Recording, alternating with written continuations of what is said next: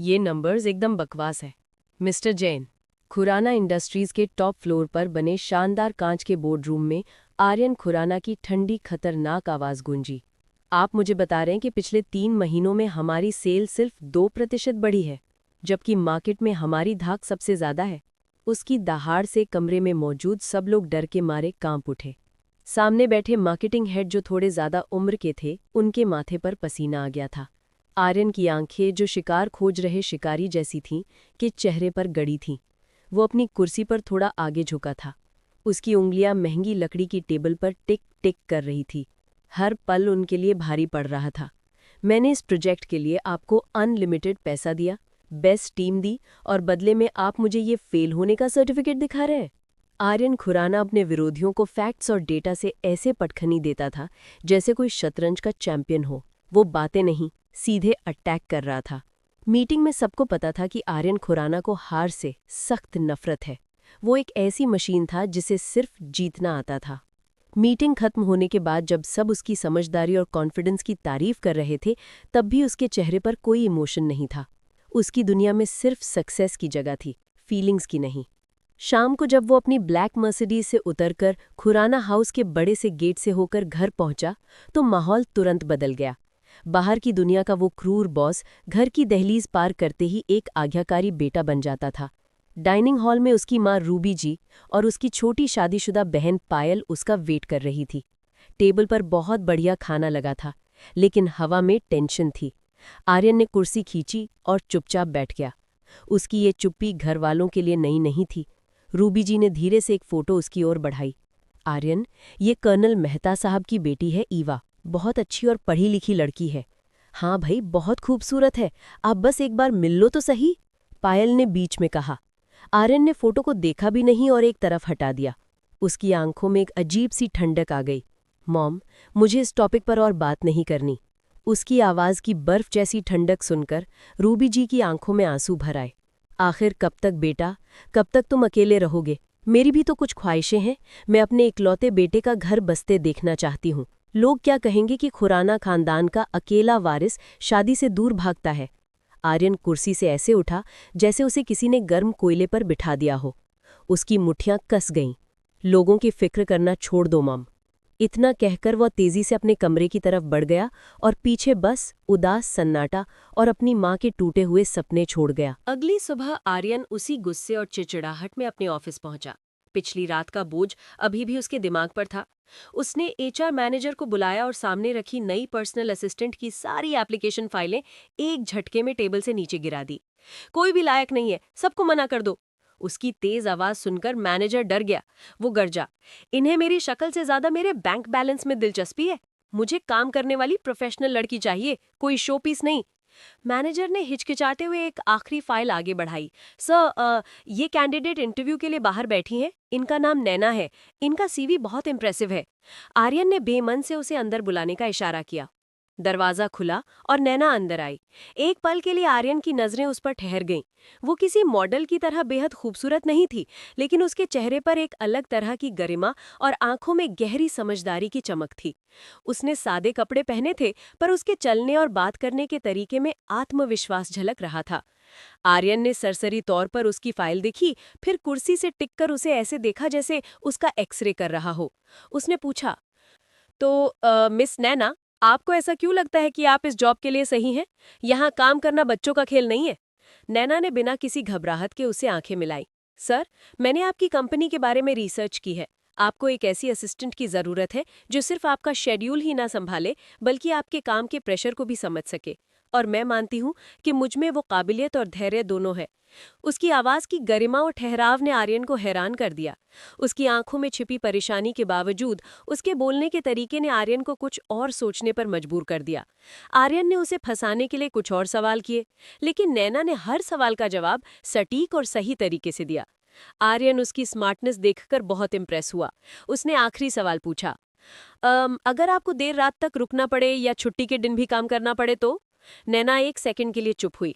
उसकी आंखों में थोड़ी मायूसी आई। फिर उसने पूरे कॉन्फिडेंस से कहा, सर, मुझे इस जॉब की बहुत ज़रूरत है और मैं हर तरह की मेहनत करने को तैयार हूँ।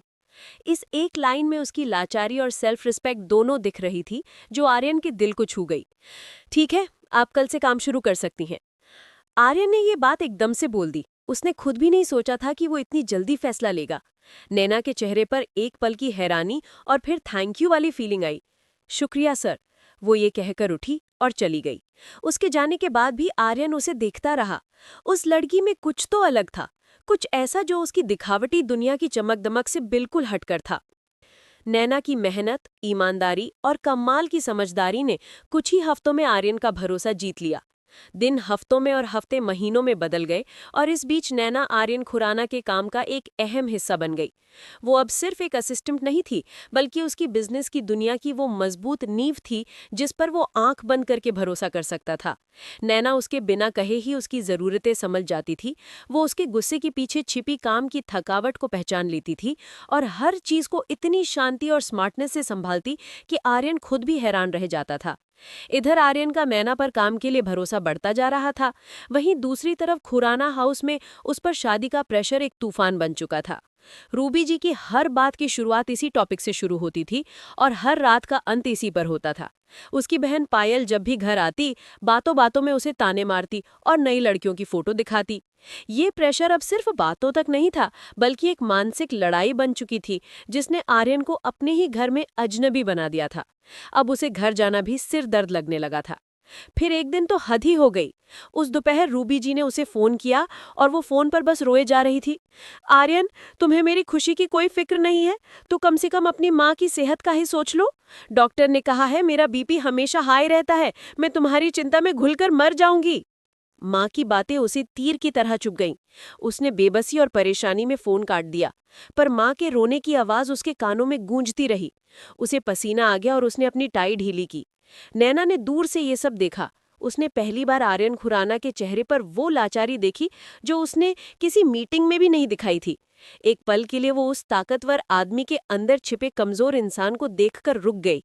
आज पहली बार नैना को उस पर गुस्सा नहीं, बल्कि तरस आया। शाम हो रही थी और ऑफिस के लोग एक एक करके निकल रहे थे। नैना भी अपना बैग उठाकर जाने ही वाली थी जब आर्यन की धीमी थकी हुई आवाज ने उसे रोका। नैना, एक मिनट रुकना। बड़े से ऑफिस में रात का सन्नाटा छा गया था। बस एसी की हल्की आवाज और बाहर शहर की लाइटें ही इस शांति को तोड़ रही थी। नैना पलटकर खड़ी हो गई। आर्यन अपनी कुर्सी से उठकर कांच की दीवार की तरफ मुंह करके बाहर देख रहा था। आज माँ के रोने ने आर्यन को अंदर से तोड़ दिया था। नैना, मुझे तुमसे कुछ कहना है। आर्यन की आवाज में अजीब सी गंभीरता और उदासी थी। नैना चुपचाप उसके पास आकर खड़ी हो गई। जी सा? मेरा परिवार, खासकर मेरी माँ, वो मेरी शादी के पीछे पड़ गए हैं। वो एक पल रुका, जैसे उसके शब्द जुबान पर नहीं आ रहे थे। फिर उसने हिम्मत की और बोला, मैं तुमसे शादी करना चाहता हूँ। ये शब्द सुनकर नैना एकदम हिल गई। उसने हैरानी से उसे देखा। उसे लगा शायद उसने कुछ गलत सुना है। सर, सर आप क्या कह रहे हैं? ये कोई नॉर्मल शादी नहीं होगी। ये एक डील होगी, एक बिजनेस कॉन्ट्रैक्ट। मैं तुम्हें वो सब कुछ दूंगा जो तुम चाहोगी। पैसा, इज्जत, तुम्हारे भाई बहनों का करियर, तुम्हारे घर का सारा कर्ज। बदले में मुझे तुम्हारी जिंदगी के कुछ साल चाहिए। तुम्हें दुनिया को दिखाना होगा कि तुम मेरी बीवी हो। तुम्हें सिर्फ खुराना खानदान की बहू का रोल निभाना होगा, मगर असल में हमारा कोई हस्बैंड वाइफ वाला रिश्ता नहीं होगा। उसने घूमकर नैना की तरफ देखा।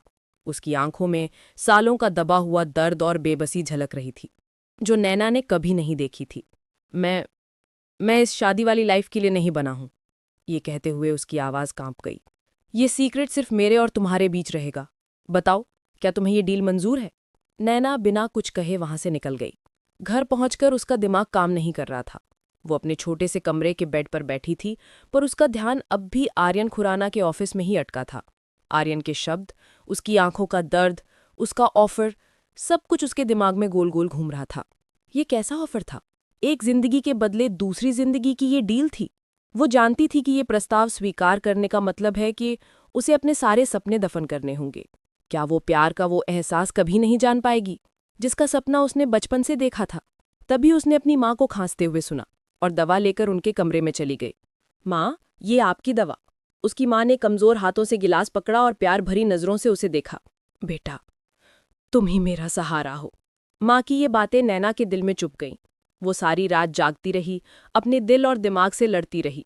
उसका दिल कह रहा था कि ये गलत है, ये तो एक तरह का सुसाइड है, जबकि उसका दिमाग उसे घर की मजबूरियां और आर्यन के ऑफर के फायदे बता रहा था। अगले दिन उसकी माँ की तबीयत अचानक बहुत ज्यादा बिगड़ गई। वो उन्हें लेकर तुरंत अस्पताल भागी। डॉक्टर ने चेकअप के बाद कहा कि उन्हें तुरंत उनकी बाईपास सर्जरी करनी पड़ेगी, जिसमें लाखों का खर्च आएगा।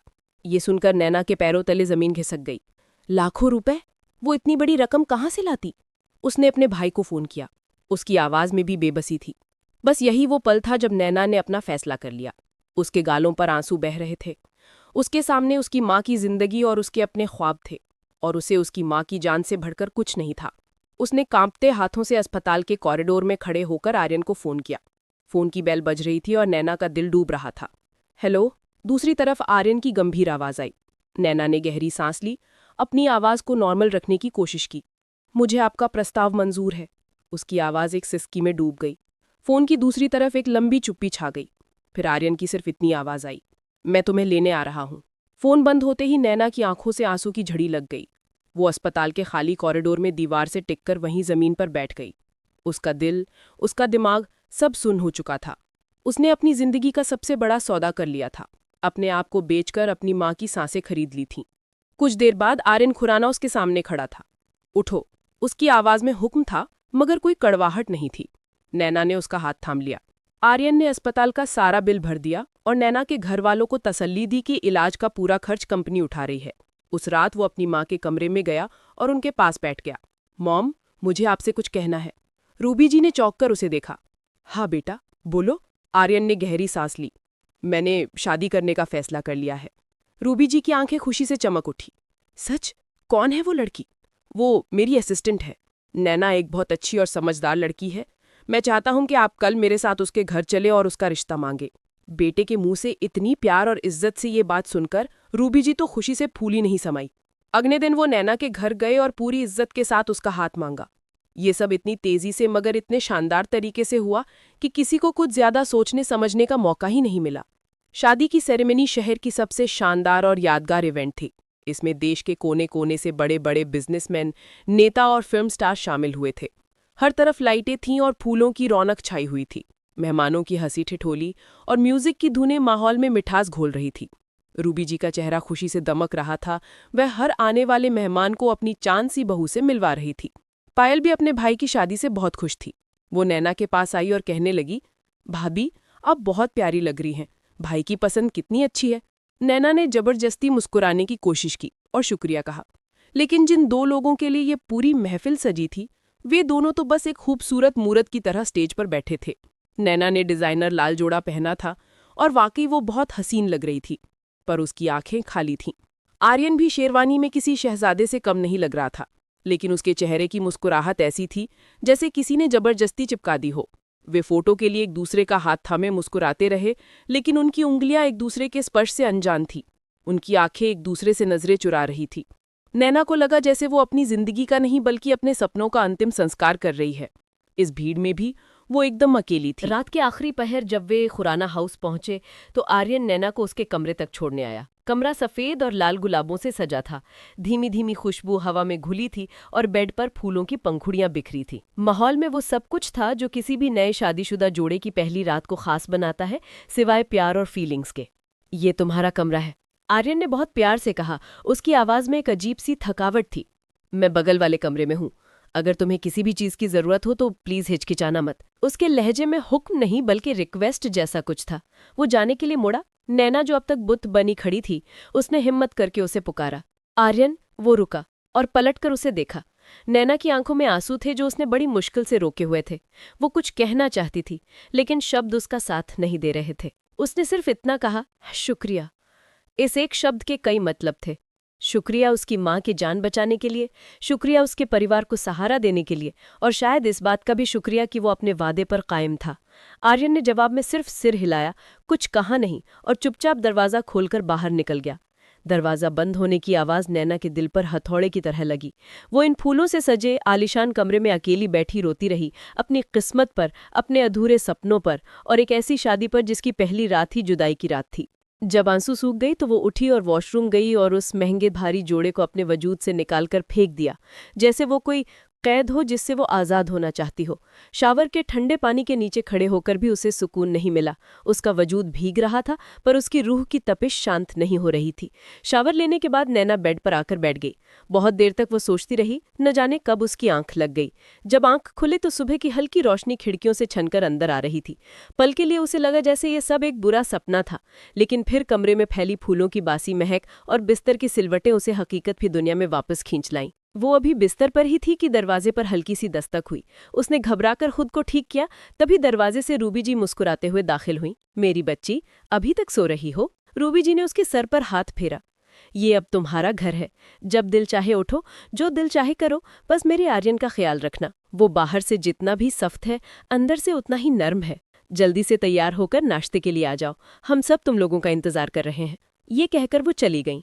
नैना तैयार होकर नीचे नाश्ते की मेज पर पहुंची तो आर्यन पहले से ही वहां मौजूद था। अखबार में नजरें गड़ाए। नैना ने धीरे से झुककर उसे हेलो किया तो उसने अखबार से नजरें हटाए बिना जवाब दिया। रूबी जी के आते ही माहौल बदल गया। वे दोनों एक दूसरे पर ध्यान दे रहे थे, एक दूसरे से बातें कर रहे थे, बिल्कुल एक नए नए प्यार करने वाले कपल की तरह। आर्यन ने खुद ब्रेड के स्लाइस पर जैम लगाकर उसकी प्लेट में रखा। तुम्हारी पसंद का स्ट्रॉबेरी जैम, उसने मुस्कुराकर कहा। नैना हैरान रह गई कि उसे ये कैसे पता था। फिर उसे याद आया कि एक बार ऑफिस में उसने अपनी कलीग से इसका जिक्र किया था। आर्यन खुराना की याददाश्त और ध्यान देने की शक्ति कमाल की थी। नैना ने भी फौरन अपना रोल निभाया। शुक्रिया, आपको मेरी पसंद का कितना ख्याल है।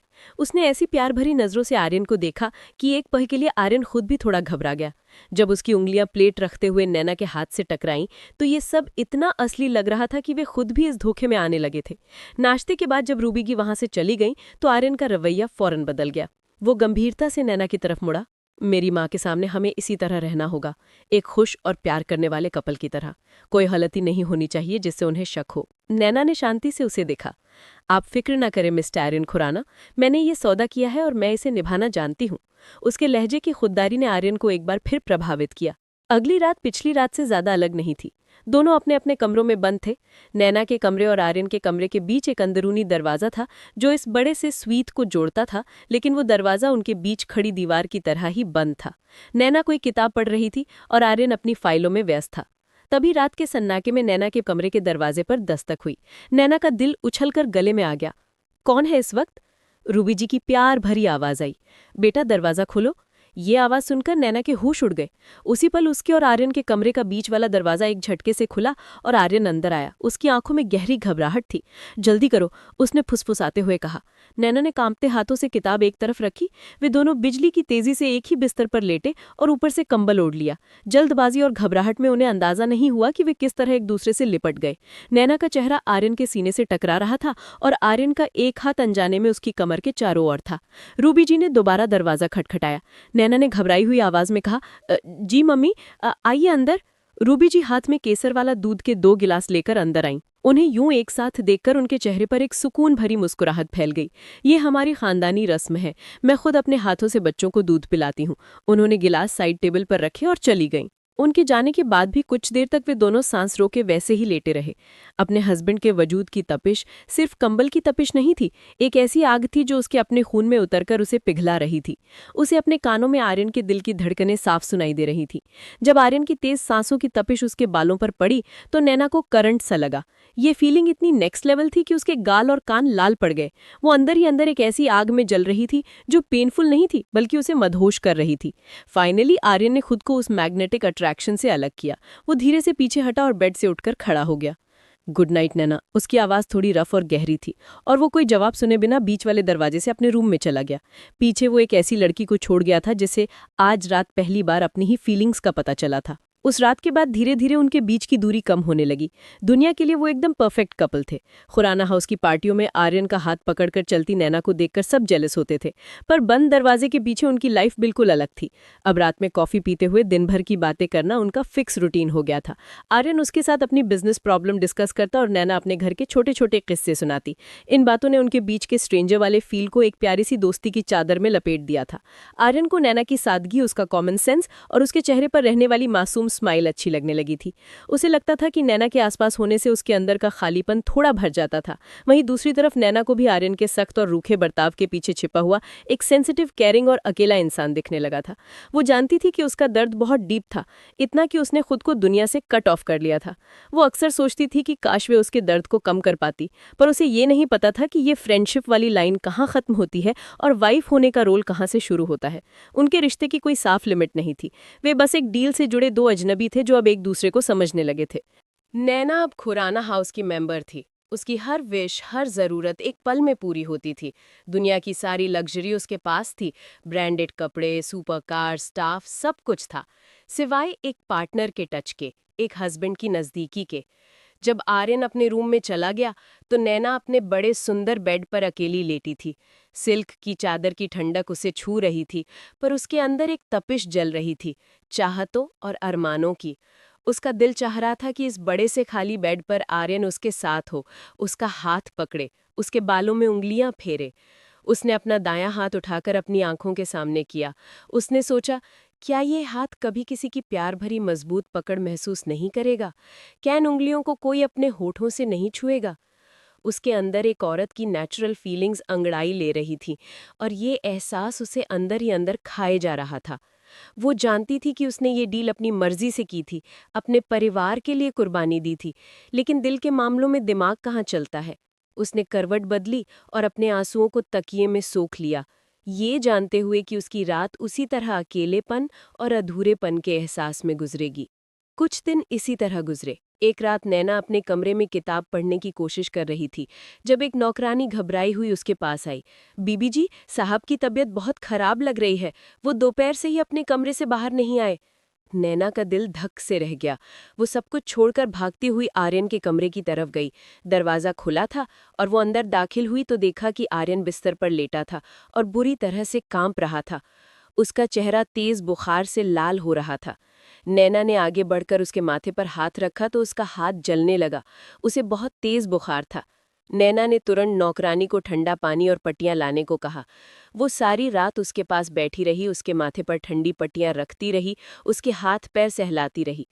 आर्यन बुखार की बेहोशी में कभी कभी बड़बड़ाता और कभी बेचैनी से करवटें बदलता। नैना चुपचाप उसकी देखभाल करती रही। उसकी आंखों में नींद का नामो निशान नहीं था। रात के आखिरी पहर बुखार की तेजी में आर्यन ने अचानक नैना का हाथ पकड़ लिया। उसकी पकड़ कमजोर थी, लेकिन उसमें एक रिक्वेस्ट थी। उसने नैना का हाथ खींचकर अपने सीने पर रख लिया। मत जाओ, वो किसी बच्चे की तरह बड़बड़ाया। नैना का पूरा वजूद स्थिर हो गया। आर्यन के तपते हुए वजूद की गर्मी और उसके दिल की धड़कन वो अपने हाथ पर साफ महसूस कर सकती थी। नैना को एक पल के लिए लगा जैसे वक्त रुक गया है। ये वही हाथ था जिसके स्पर्श के लिए वो रातों को तरसती थी, और आज वो खुद उसके हाथ को थामे हुए था। वो वहीं बैठी रही, अपना हाथ उसके हाथ में दिए हुए। आर्यन के कमजोर और लाचार वजूद को देखकर नैना को उस पर बेपनाह प्यार और दया महसूस हुई। ये वो ताकतवर रूखा आर्यन खुराना नहीं था जिसे दुनिया डरती थी। ये एक बहुत अकेला, बीमार आदमी था जिसे इस वक्त किसी सहारे की जरूरत थी।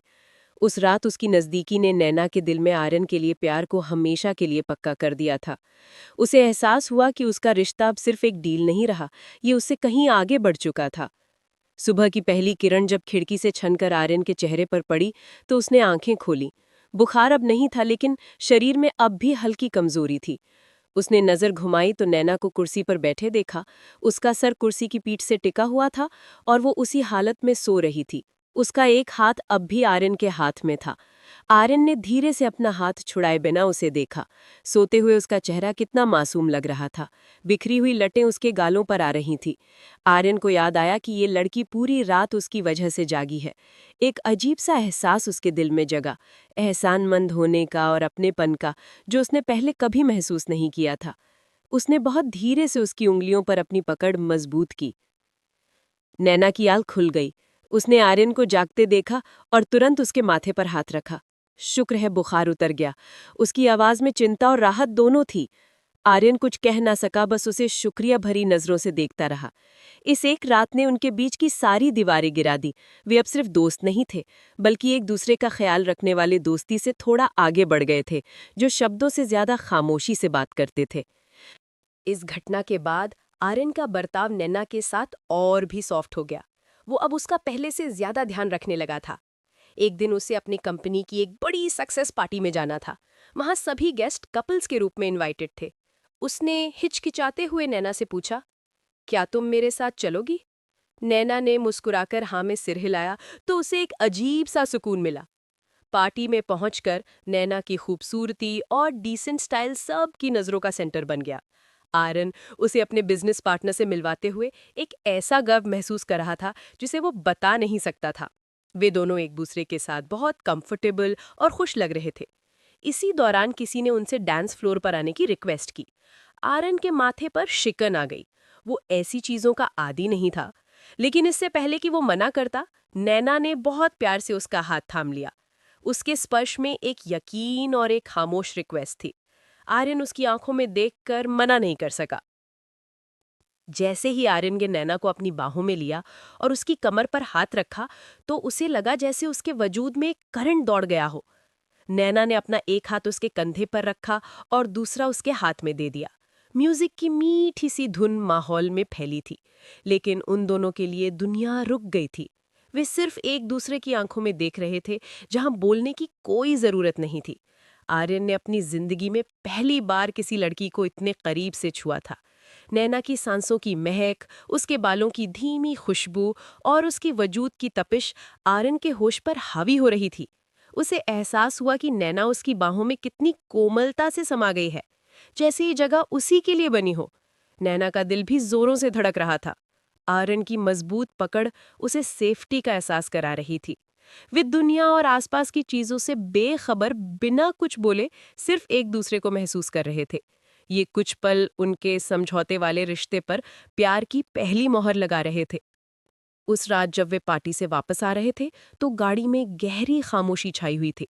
अचानक मौसम खराब हो गया। तेज हवाएं चलने लगी और आसमान पर बादल छा गए। जब वे घर पहुंचे और जैसे ही गाड़ी से उतरे, तो बारिश की पहली बूंद नैना के चेहरे पर गिरी। वो जो थोड़ी देर पहले शाम के माहौल में खोई थी, बच्चों की तरह खिलखिलाकर हंस पड़ी और अपने हाथ फैलाकर बारिश में भीगने लगी। और आर्यन बस उसे देखता ही रह गया। भीगे बाल, बारिश की बूंदों से सजा चेहरा और उसकी बेफिक्र हंसी। नैना इस वक्त उसे किसी परी से कम नहीं लग रही थी। नैना ने आगे बढ़कर आर्यन का हाथ थामा और उसे भी खींचकर बारिश में ले आई। आर्यन, जो हमेशा खुद को बहुत कंट्रोल में रखता था, आज नैना की इस हरकत पर आर्यन खुद को रोक नहीं पाया। वो भी उसके साथ उस पल को जीने लगा। अचानक आसमान पर बिजली जोर से चमकी और बादल गरजे, तो नैना डर कर एकदम से आर्यन से लिपट गई। आर्यन ने बिना सोचे समझे उसे अपनी मजबूत बाहों में भर लिया। बारिश की तेज बूंदें उन दोनों को भिगो रही थी, लेकिन उन्हें किसी चीज की परवाह नहीं थी। नैना का भीगा हुआ वजूद आर्यन से सटा था। उसके गीले कपड़े उसके वजूद को साफ कर रहे थे और आर्यन अपने अंदर एक आग भड़कती हुई महसूस कर रहा था। एक ऐसा खिंचाव जिसे वो अब तक दबाता आया था। उसने नैना का भीगा चेहरा अपने दोनों हाथों में थामा, तो नैना ने कांपती पलकों से उसे देखा। उनके होठों के बीच कुछ इंच का फासला बाकी था। आर्यन की नजरें उसके कांपते हुए होठों पर जमी थी। वो धीरे धीरे उसकी तरफ झुका और उनके गर्म सांसें बारिश की ठंडक में एक दूसरे से टकरा रही थीं। वो उसे किस करने ही वाला था, अपनी जिंदगी का पहला किस लेने ही वाला था, कि हकीकत की एक और बिजली उनके दिमाग पर कौन थी और दोनों को अपना समझौता और अपनी सच्चाई याद आ गई। वे झटके से एक दूसरे से पीछे हट गए। उनकी आंखों में एक तूफान था, चाहत का, तड़प का और लाचारी का। वे बिना कुछ कहे भीगते हुए अंदर की तरफ भाग गए, अपने पीछे बारिश में एक अधूरा पल और दिलों में एक सुलगती हुई प्यास छोड़कर। उस रात के बाद उनके बीच की खामोशी और गहरी और मीनिंगफुल हो गई थी। ये एक ऐसा अनकहा वादा बन गया था जिसे वे दोनों महसूस तो करते थे, मगर जुबान पर नहीं ला पाते थे। कभी कभी जब रात हो जाती और घर में पूरी तरह खामोशी छा जाती, तो नैना की फीलिंग्स उसके सब्र पर हावी हो जाती थी। एक रात वो दोनों लाउंज में बैठे थे, डिम लाइट में चुपचाप एक दूसरे की मौजूदगी को महसूस कर रहे थे। आर्यन किसी किताब में खोया हुआ था और नैना उसे देख रही थी। उसके चेहरे का सुकून, उसकी नजदीकी नैना के अंदर एक तूफान उठा रही थी। उसे रहा नहीं गया। वो उठी। उसकी चाल में एक बेकाबू खिंचाव था। वो आर्यन के पास आई, जो उसे सवाल भरी नजरों से देख रहा था। नैना बिना कुछ कहे उसकी गोद में बैठ गई। आर्यन में किताब एक तरफ रख दी, उसके चेहरे पर हैरानी भी थी और एक हल्की सी बनावटी मुस्कुराहट भी, जैसे वो उस पल का इंतजार भी कर रहा था और उससे डरा हुआ भी था। उसके गले से सिर्फ एक दबी हुई आवाज निकली, नैना। नैना ने अपनी उंगली अपने होठों पर रखकर उसे खामोश रहने का इशारा किया, फिर अपना चेहरा उसकी गर्दन के गड्ढे में छुपा लिया। उसकी सांसें आर्यन के चेहरे से टकरा रही थीं।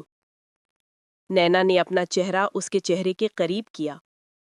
किस मी आर्यन। ये हुक्म नहीं था, एक औरत की रिक्वेस्ट थी जो अपने तड़प के हाथों मजबूर थी। मुझे महसूस करना है कि मैं जिंदा हूं। मुझे महसूस करवाइए कि मैं आपकी हूं। आर्यन धीरे से मुस्कुराया। उसकी मुस्कुराहट में खुशी से ज्यादा लाचारी थी। उसने बहुत प्यार से नैना का चेहरा अपने हाथों में लिया। नैना, जिद मत करो। उसकी आवाज में एक गहरी हमदर्दी थी। एक तो तुम बहुत छोटी हो मुझसे, और ऊपर से इतनी जिद्दी भी। फिर उसकी मुस्कुराहट फीकी पड़ गई।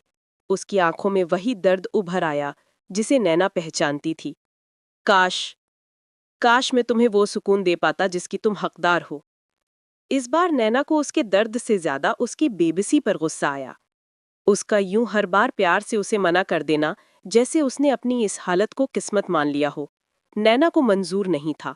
वो चुपचाप उसकी गोद से उठी। उसकी आंखों में आंसू नहीं, इस बार एक ठंडा इरादा था। उसने कुछ नहीं कहा, बस एक नजर आर्यन पर डाली और अपने कमरे की तरफ चल पड़ी। उसकी खामोशी आर्यन को किसी तूफान के आने से पहले की शांति लगी। उस रात नैना सोई नहीं। उसने जंग का फैसला कर लिया। ये जंग आर्यन की लाचारी के खिलाफ थी, उसकी किस्मत के लिखे के खिलाफ थी, और अपनी अधूरी मोहब्बत के खिलाफ थी। उसने लैपटॉप खोला और उसकी इस कंडीशन पर रिसर्च शुरू कर दी। वो हर आर्टिकल, हर मेडिकल जर्नल, हर मरीज का एक्सपीरियंस पढ़ रही थी, और उसकी आंखों के सामने उम्मीद के नए दरवाजे खुल रहे थे।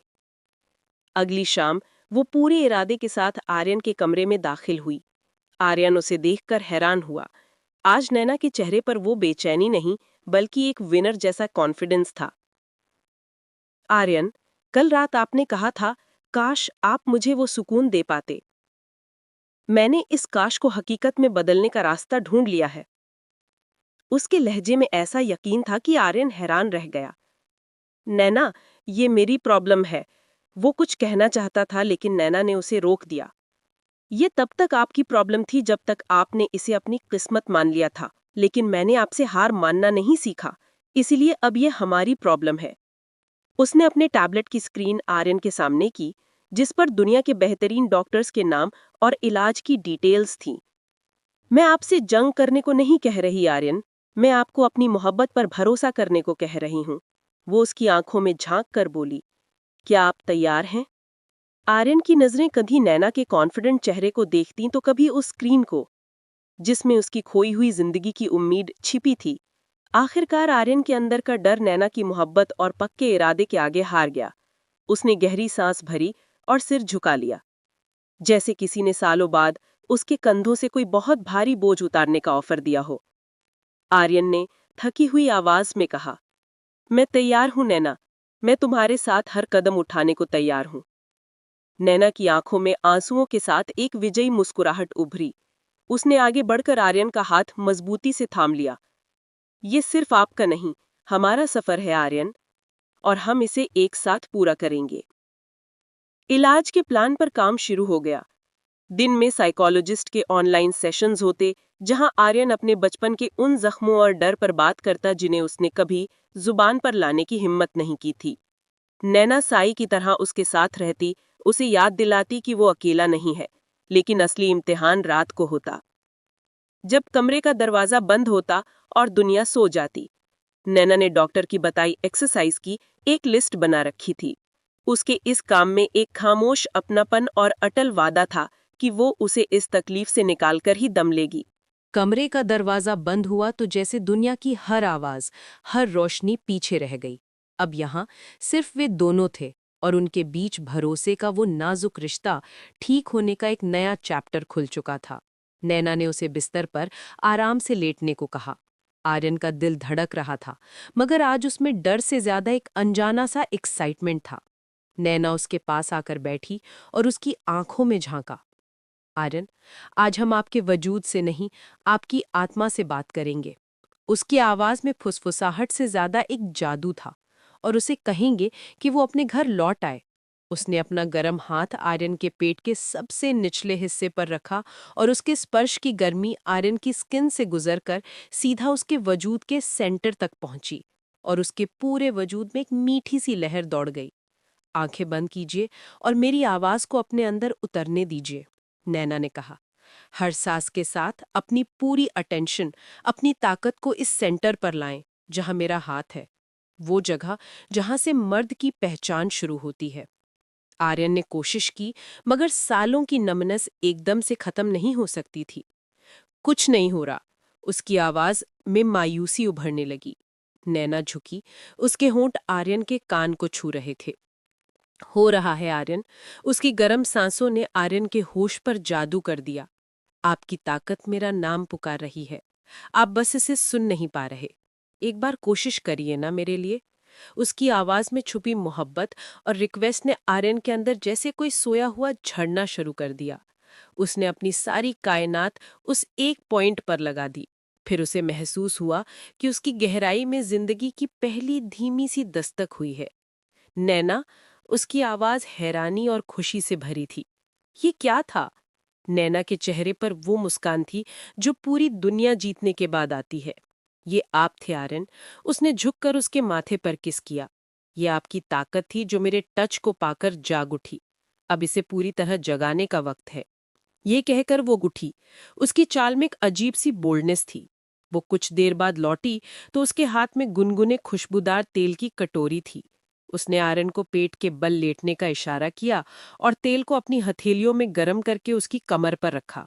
उसके हाथ आर्यन के वजूद पर ऐसे चल रहे थे जैसे कोई कवि अपनी सबसे खूबसूरत कविता लिख रहा हो। उसके हर स्पर्श में प्यार था, हर हरकत में अपनापन। वो उसके वजूद के हर तनाव को खत्म कर रही थी ताकि उसकी आत्मा पूरी तरह आजाद हो सके। अब मेरी तरफ मुंह करिए।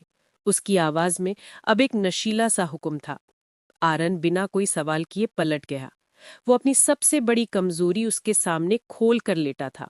नैना ने तेल उसकी छाती पर लगाया, उसके दिल की धड़कनों को महसूस किया।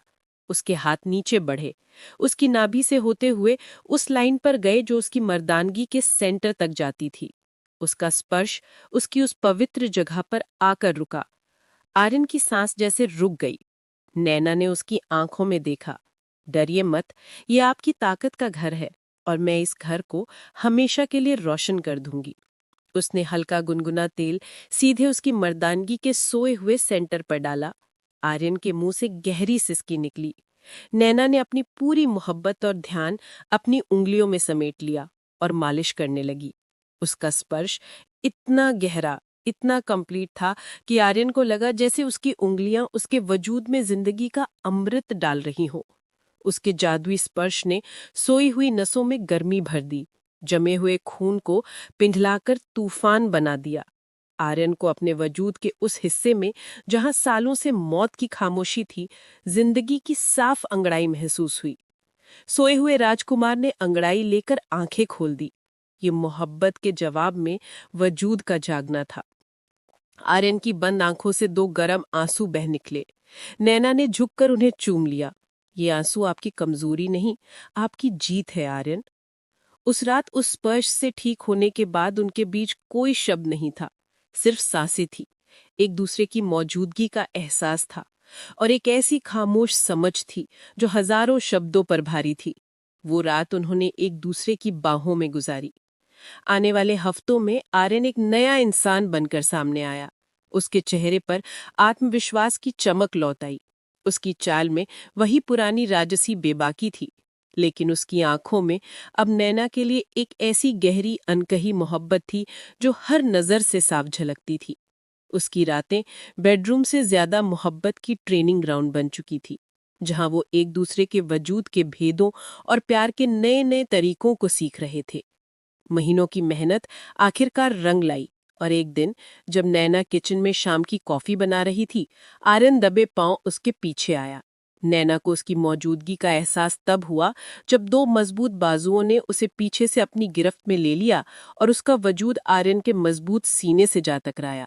इससे पहले कि नैना कुछ कह पाती, आर्यन के गर्म होंठ उसकी गर्दन पर एक गीला जोश भरा चुंबन दे गए। नैना के हाथ से कॉफी का मग गिरते गिरते बचा। उसके पूरे वजूद में एक मीठी सी सनसनी दौड़ गई। उसकी आवाज एक कांपती हुई फुसफुसाहट थी। आर्यन ने उसे अपनी तरफ पलटाया। उसका एक हाथ नैना की कमर पर था और दूसरा उसके बालों में। आज के बाद कोई इलाज नहीं, कोई एक्सरसाइज नहीं नैना। डॉक्टर ने कहा मैं पूरी तरह से ठीक हूं। ये कहते हुए उसने नैना के कांपते होठों पर अपने होंठ रख दिए। ये कोई नरम किस नहीं था, ये एक ऐलान था, एक जीत का जश्न। आर्यन उसे शिद्दत से चूम रहा था और उसके होठों को, उसकी रूह को जैसे पी रहा हो। उसकी जबान बेबाकी से नैना की जबान से उलझ गई। नैना भी उसका पूरा साथ दे रही थी। जब उनकी सांसें फूलने लगी तो वो अलग हो गए, लेकिन सिर्फ कुछ पलों के लिए। आर्यन ने दोबारा उसे किस किया। आर्यन का स्पर्श उसे पागल कर रहा था। वो उसे छेड़ रहा था, अपनी मोहब्बत की शिद्दत का एहसास दिला रहा था। वो दोनों किचन में ही एक दूसरे में खोए हुए थे, आने वाली रात के हसीन सपने अपनी आंखों में सजाए। और आखिर वो रात आ ही गई जिसका उन्हें इंतजार था, जिस रात उनके वजूद और आत्मा का मिलन होना था। आर्यन ने पूरे कमरे को सिर्फ मोमबत्तियों की रोशनी से सजाया था, जिनका कांपता हुआ अक्स दीवारों पर नाच रहा था। हवा में हल्की सी गुलाब की खुशबू थी। जब नैना कमरे में दाखिल हुई तो उसका दिल जोरों से धड़क रहा था। आर्यन उसके सामने आया और उसका हाथ थामा। आज मैं तुम्हें सब कुछ देना चाहता हूँ, जिसकी तुम हकदार हो। नैना, उसकी आवाज में भावनाओं की तेजी थी। मेरी मोहब्बत, मेरी रूह, मेरा जिस्म, आज सब तुम्हारा है। उसने नैना को अपनी बाहों में उठाया और बिस्तर पर लाकर बहुत प्यार से लिटाया। वो पल बहुत नाजुक थे। उनकी शुरुआत झिझक और नरमी से हुई। उनके हाथ कांप रहे थे, उनकी सांसें तेज थीं। उसने बहुत धीरे से नैना को हर पर्दे से आजाद किया, उसके वजूद की हर खूबसूरती को अपनी नजरों से पूजा, अपने होठों से छुआ। उसका पहला स्पर्श बहुत नर्म था, जैसे वो कोई पवित्र राज खोज रहा हो। लेकिन जैसे जैसे उसकी मोहब्बत का सफर आगे बढ़ा, झिझक की जगह जुनून और नरमी की जगह तेजी ने ले ली। सालों से दबा हुआ लावा फट पड़ा। आर्यन की शिद्दत पल पल बढ़ती जा रही थी। वो अपनी मोहब्बत के हर कतरे से नैना को भर देना चाहता था। उसका जुनून इतना बढ़ा कि नैना को लगा उसकी जान निकल जाएगी। आर्यन, उसकी आवाज लज्जत और शिद्दत से कांप रही थी। प्लीज। ये रिक्वेस्ट उसकी तकलीफ की नहीं, बल्कि उस बेकाबू खुशी की थी जो आर्यन उसे दे रहा था। उसकी सिसकी आर्यन के लिए जैसे मोहब्बत का आखिरी इकरार थी। उस रात उनके वजूद और आत्मा का मिलन हुआ और उनकी मोहब्बत की कहानी मुकम्मल हुई। जब सुबह की पहली सुनहरी किरण ने खिड़की के पर्दों से छनकर कमरे में कदम रखा तो नैना ने धीरे से आंखें खोलीं। एक पल के लिए उसे सब कुछ एक सपना लगा, और रात का वो जुनून, वो शिद्दत, वो बेपनाह मोहब्बत जिसमें वे दोनों पिघलकर एक हो गए थे। फिर उसे अपने चारों ओर आर्यन की मजबूत बाहों का सुरक्षित और गर्म घेरा महसूस हुआ, और उसके होठों पर एक सुकून भरी मुस्कुराहट फैल गई। ये सपना नहीं, उसकी जिंदगी की सबसे खूबसूरत हकीकत थी। आज उनके बीच कोई झिझक, कोई दूरी नहीं थी।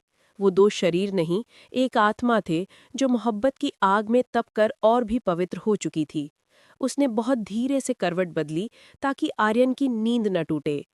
वो उसके सुकून भरे चेहरे को देखने लगी, वही चेहरा जो कल तक एक अनजाने दर्द और लाचारी की तस्वीर बना रहता था। आज उस पर बच्चों जैसी मासूमियत और गहरा सुकून था। नैना ने सोचा, मोहब्बत में कितनी ताकत है। ये मरी हुई नसों में जिंदगी की लहर दौड़ा सकती है और टूटे हुए इंसान को जोड़कर पूरा कर सकती है। उसने बेकाबू होकर आगे बढ़कर उसके माथे को छुआ और अपने होंठ रख दिए। उसके नर्म स्पर्श की गर्मी से आर्यन ने धीरे से आंखें खोल दीं। उसकी आंखों में नींद का खुमार था और एक ऐसा गहरा अथाह समंदर था जिसमें सिर्फ और सिर्फ नैना का अक्स था। उसने कुछ नहीं कहा, बस एक मुस्कुराहट के साथ नैना को अपनी बाहों में और करीब खींच लिया और उसका चेहरा अपने चौड़े सीने में छुपा लिया, जैसे वो उसे दुनिया की हर बुरी नज़र से महफूज कर लेना चाहता था। उसके दिल की धड़कन नैना को अपने कानों में साफ सुनाई दे रही थी, एक ऐसी धड़कन जो सिर्फ उसी के नाम पर धड़कती थी। नैना। कई पलों बाद आर्यन की आवाज आई, जो रात के जुनून के बाद बहुत गहरी और सुकून भरी थी। तुमने मुझे दोबारा जीना सिखाया है।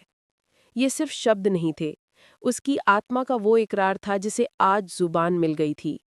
नैना ने उसके सीने से सर उठाकर उसकी आंखों में देखा। नहीं आर्यन, उसकी आवाज में मोहब्बत की नमी थी। हमने एक दूसरे को जीना सिखाया है। आपके बिना मैं भी अधूरी थी। आर्यन ने उसके बालों में उंगलियां फेरते हुए कहा, मैंने तुम्हें कुछ सिखाया नहीं, सिर्फ अपनी रूह का मालिक बनाया है। ये कहते हुए उसने नैना के होठों को अपने होठों की गिरफ्त में ले लिया। वो दोनों खामोशी से एक दूसरे में खोए रहे, अपनी सांसों की गर्मी और दिल की धड़कन को महसूस करते हुए। उनकी मोहब्बत की कहानी जो एक बेमतलब समझौते से शुरू हुई थी, आज अपनी सच्ची और खूबसूरत मंजिल तक पहुंच चुकी थी। वक्त जैसे पर लगाकर उड़ने लगा। उनका हर दिन और हर रात मिलन की रात थी। खुराना हाउस की दीवारें जो पहले उदास, खामोशी और आर्यन के अकेलेपन की आदी थीं, अब नैना की हंसी, उसकी चूड़ियों की खनक और उनकी मोहब्बत भरी फुसफुसाहटों से हर वक्त गूंजती रहती थीं। आर्यन अब वो पहले वाला बेरहम बिजनेसमैन नहीं रहा। मोहब्बत ने उसकी पर्सनैलिटी में एक ऐसी नरमी और ठहराव ला दिया कि उसके एम्प्लॉयज़ भी हैरान थे। वो हर पल नैना के साथ बिताना चाहता था, उसकी हर खुशी को अपनी आंखों से देखना चाहता था। एक शाम वे दोनों गार्डन में टहल रहे थे। चांदनी रात और फूलों की खुशबू हर तरफ फैली हुई थी। नैना चलते चलते अचानक चुप हो गई। आर्यन जो उसका हाथ थामी चल रहा था, उसने उसकी खामोशी और हाथ की हल्की सी घबराहट को फौरन महसूस किया। वो रुक गया और उसे अपनी तरफ घुमाया। क्या हुआ नैना, तुम परेशान लग रही हो। नैना ने नजरें झुका ली। आर्यन, हमें साथ रहते इतने महीने हो गए, पता नहीं हमारा बच्चा होगा भी या नहीं। डॉक्टर कहते हैं। वो अपनी बात पूरी न कर सकी।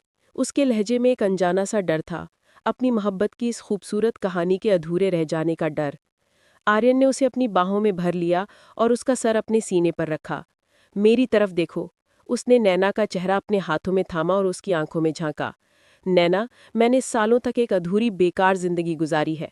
मुझे लगता था कि मेरी दुनिया में खुशी का कोई रास्ता नहीं। फिर तुम मेरी जिंदगी में आई।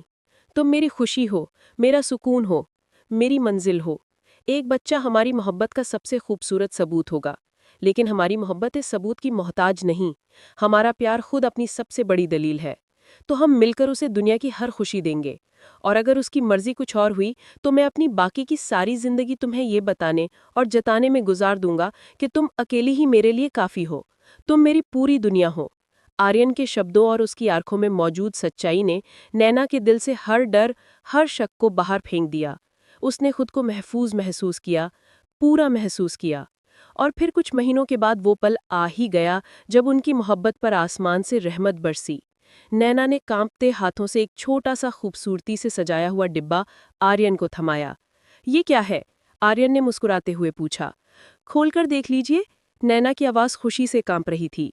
आर्यन ने डिब्बा खोला तो उसमें टिश्यू पेपर में लिपटी 2 नन्ही मुन्नी जूतियां थीं, उसकी हथेली से भी छोटी। उसने नजरें उठाकर नैना को देखा। उसकी आंखों में एक अजीब सा सवाल था, तो नैना ने हंसते हुए आंसुओं के साथ हाँ में सिर हिला दिया। आर्यन के चेहरे पर जो भाव उभरे, उन्हें शब्दों में बयान करना नामुमकिन था। खुशी, हैरानी, शुक्रगुजारी और बेपनाह मोहब्बत का एक सैलाब था जो उसकी आंखों से बह निकला। वो एक झटके से उठा और नैना को अपनी बाहों में भरकर ऐसे उठा लिया जैसे वो कोई उड़ने वाली परी हो। वो दीवाना होकर उसे उठाए घूमने लगा। नैना, नैना, तुम सच कह रही हो? मैं बाप बनने वाला हूँ। उसकी आवाज खुशी से भर आई थी। हाँ आर्यन, हम मम्मी पापा बनने वाले हैं। ये हमारी मोहब्बत का सबूत है, हमारा अपना एक वजूद। उसे बाहों में उठाए वो बालकनी में ले आया जहां कभी एक अधूरा किस रह गया था। आज वहीं वे दोनों खड़े थे, अपनी आंखों में आने वाले कल के अनगिनत खूबसूरत सपने सजाए। आर्यन ने उसे नीचे उतारा और पीछे से अपनी बाहों के घेरे में ले लिया। उसके हाथ बहुत नरमी और हिफाजत से नैना के पेट पर थे। यहाँ से हमारी कहानी शुरू नहीं हुई थी नैना, आर्यन ने उसके कान में फुसफुसाहट की। यहाँ तो सिर्फ एक सौदा हुआ था। हमारी कहानी तो उस दिन शुरू हुई थी जब तुम्हारे स्पर्श ने मेरी टूटी हुई रूह को जोड़ा था। और अब देखो, हमारी मोहब्बत एक नई जिंदगी को जन्म दे रही है। वो दोनों खामोशी से सामने फैले आसमान को देख रहे थे, जिसकी विशालता की तरह उनका भविष्य भी रोशन, खूबसूरत था। दोस्तों, उम्मीद है कि आपको हमारी कहानी पसंद आई होगी। अगर कहानी पसंद आई तो वीडियो को लाइक करें। अगर आप चैनल पर नए हैं तो सब्सक्राइब ज़रूर करें। और हाँ, अगली अपडेट सबसे पहले पाने के लिए नोटिफिकेशन बेल ज़रूर दबाएं। Bye bye.